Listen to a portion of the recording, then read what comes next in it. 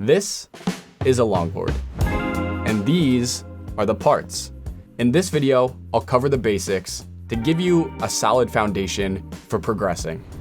First, the deck, which is what you stand on and where the trucks are attached.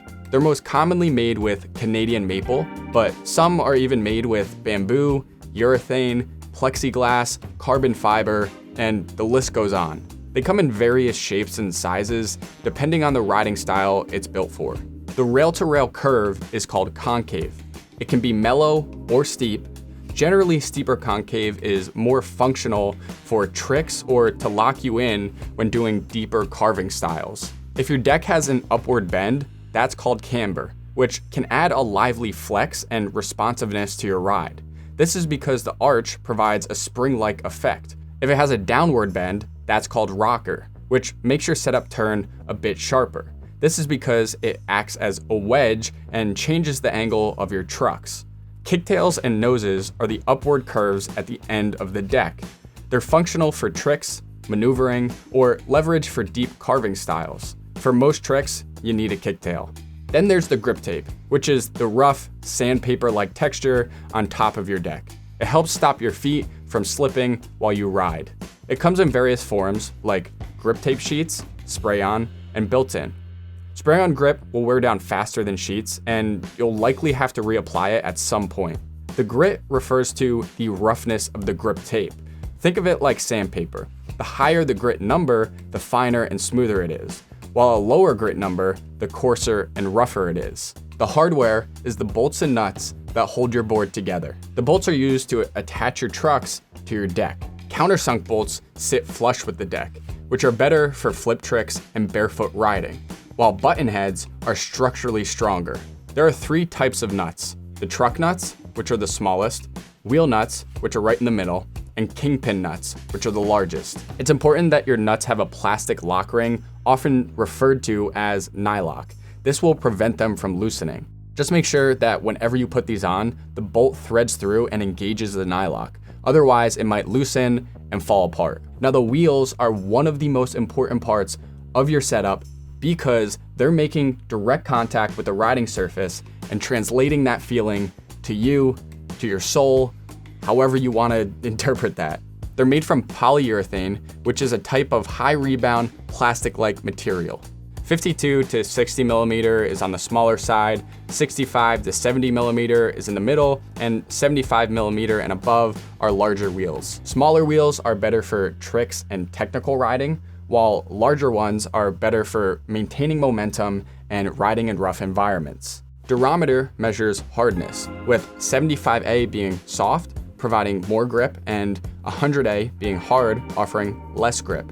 While durometer is a solid indicator of how a wheel will feel to ride, one thing that trips up a lot of beginners, and it took me a long time to kind of wrap my head around this, is it doesn't give you a full picture. So for example, a 78A wheel from one brand could feel completely different than a 78A from another brand because that other brand mixed different chemical ratios and used a different curing process than the first one.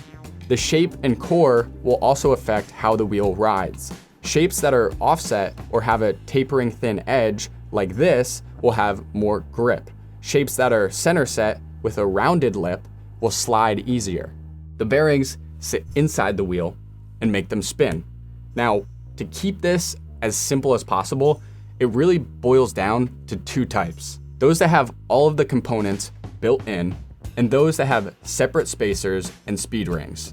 One of the things I wish I knew earlier as a beginner is that bearings aren't as important as you might think. If your setup feels sluggish or slow, it's most likely your wheels. Unless your bearings are old and rusted, don't put too much weight on them. Keep them maintained, and even cheap bearings can last a long time. Avoid double metal cap bearings if you intend on doing any maintenance.